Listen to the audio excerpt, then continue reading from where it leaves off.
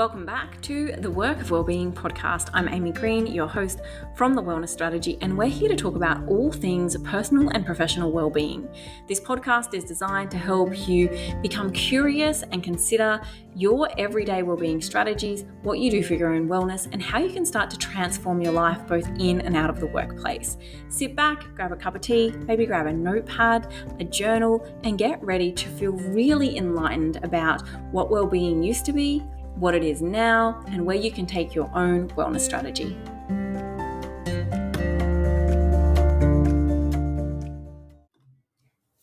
Hello and welcome back to another episode. I'm Amy from The Wellness Strategy. This is the Work Wellbeing Podcast, and we are diving into this whole idea of rethinking school operations. Just letting go of how it's always been done, and this is the way we do it here, and you don't understand. It's been like this for 75 years. It's tradition. We can't change it. If I had $1 for every time I heard that. Now, sometimes the way it's always been done or tradition is good, and I'm not disregarding that all the time. But I am proposing that if we are saying this a lot, if you say it a lot, if you hear people say it a lot, we need to ask some questions like, okay, just because it's always been the way it's done, does it mean it's the most effective? Just because we all used to have to leave our house to go and do our grocery shopping, and now we can order it via some kind of app and get it delivered, does that mean we should still all have to go to the grocery shop because that's the way it's always been done? No, it doesn't. Just because we used to always write letters and put them in the post box and send them and have to wait weeks or sometimes months to communicate people, doesn't mean we should still be doing this when now we can just FaceTime someone or set up a Zoom instantly. Of course not. We evolve with what's happening around us because it makes things more efficient and effective and meaningful.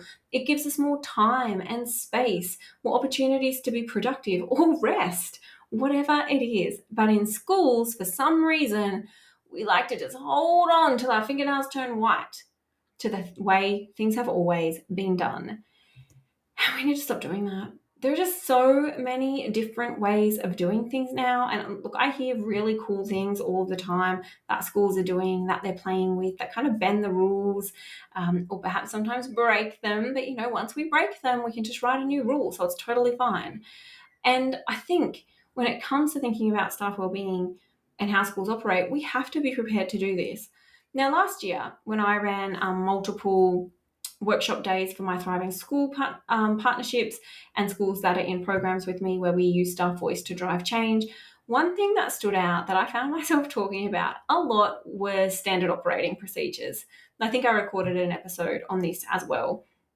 Now, I have been in my business for a number of years and have had to learn some business terminology. So a standard operating procedure is essentially the process we follow for how things are done. And the more clear and coherent and cohesive your SOPs are, the more efficient and effective you can run your business, the more streamlined it is, the easier it is to bring people in to take over tasks or to delegate tasks, because everything has a system and a process. Now, in schools, we don't necessarily do this so well. And because we like to use this phrase of this is the way it's always been done, when we look at doing something new or different, it's hard to be able to establish what exactly it is we are doing, how we do it, and how we might be able to do it differently because the steps or the processes aren't clear.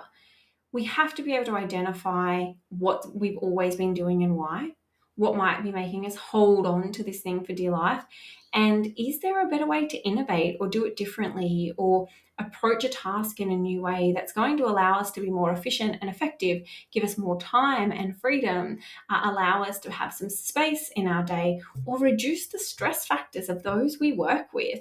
It's about really being adaptive to not only what's happening within our own classroom, but also what's happening from a wider school context. But with adaptability comes change, comes new ways of doing things, comes new ways of connecting or sharing with our parent and carer community as well.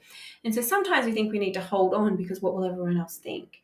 But I can tell you right now, our supermarkets were not thinking that when they decided to introduce you can now order online opportunities. They just did it and people followed. No longer do we go into video stores to rent a video. If you're old enough to know what that means, we just get a subscription and align it to our TV.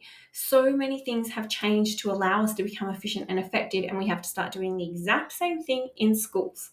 We have to know what it looks like in order to work well, to be efficient, to be effective, to be productive, to have clear ways of working. And that means we sometimes need to let go of the way it's always been done. I know that's really hard, but this is the evolution phase we're in. We're not just trying to evolve to support staff wellbeing, but we're trying to evolve to increase engagement in our workplaces, to be able to strengthen outcomes for our students and also our staff, to be able to work more efficiently. That's what evolution means, streamlining what we're doing with what is available to us. And so we really need to embrace this, I think, get excited. And I would say if you have things that are perhaps the way it's always been done, you need to ask yourself some questions. You need to ask, is what we're doing efficient? Meaning, is it done in a way that is the best in terms of its systems, its processes, its structures? We know why we're doing it. It's working well. We can achieve the desired outcome in the most seamless way. Is it effective? So do we know why we're doing it? Do we know for what purpose? Do we understand what it contributes to? Do we know what it impacts? Does it actually have meaning here? And is how we go about it energetically sustainable? Is it energetically sustainable in a way that allows us to repeat the task? Now, I'm going to give you an example. It might seem like a small example, but I can tell you it's actually transformed and reduced stress factors in many people in a school environment. Now, some of you will be familiar with, because you do this, or because you used to do this, the complexities of sending out a school newsletter, whether it is weekly or fortnightly, whether it is written but emailed as a PDF. There are so many things that go into it in terms of who needs to contribute, how many words do they need to submit, do we have photos, and then what does formatting look like? How do we fit all of the things onto the page? What fonts are we using? What colors are we using? Are the photos visible? Has everyone given what they need by the certain deadline? And then, how are we going to squeeze this bit in, which we didn't plan for, but has come in last minute and we really need to add it? That's a lot. There's a lot of people involved, a lot of back and forward, and it takes a lot of time. I have a wonderful principal friend who shared that this was an extreme pain point of people at her school, of people she worked with. It was taking out far too much time and energy for people to work through. And so, even though it was the way it had always been done, she decided to do something different. And what she did was she introduced a Facebook weekly wrap-up video, or fortnightly rather. A fortnightly video on Facebook summarizing everything that had happened, everything that was going to happen in the following weeks, announcements, things that people needed to be aware of, opportunities to highlight where that information might be on the school website if people needed it, who to contact. It was all done via the Facebook video. Now, what this did was it reduced the back and forward and the who's got what and how do we format things on a written newsletter, whether it's going out via paper or PDF. And it meant that she could just talk whenever it suited her to camera to share this information. And over time, other people in the school environment, educators and staff members, were invited to share their pieces via the Facebook page, and at times too, with permission of course, even students jumping on to give an update about what was going on at school. And this totally transformed the way that school engaged with the school community, because let's be honest, we're not really reading things anymore in regards to information. We're watching, we're listening, and we're scrolling on socials to find out the latest bit of information that we need. And this is a great example of letting go of how it's always been done, of that one task that person loved, even though a couple of parents really looked forward to it, and evolving, because this is what happens.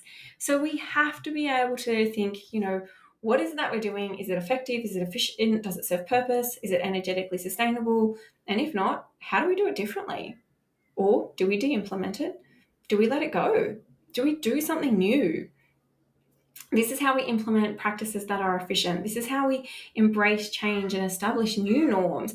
This is how we support productivity and well-being for everyone that is involved. So what I really encourage you to do is reflect on perhaps stress factors, things that take a lot of time, things that get in the way of productivity, and start to ask yourself, could we do this differently? Could we tackle this in a new way? Is there a better piece of tech we could use, or can a staff member really add to this? What does this look like in a way that's going to make it more sustainable and effective? Or do we need to do this at all? It's time to let go of the way it's always been done here, start to embrace new ways of doing things, change, and if you need inspiration, just look outside what's happening in the rest of the world. I promise you, if you shift things, other people will come on board and catch up. Just like we're all very okay with not going to the video store anymore and streaming things to our TV, and we're very okay with not going to the supermarket and ordering things online. I'd love to hear your innovative ideas from your school environment and community. If you have any and want to share, please let us know.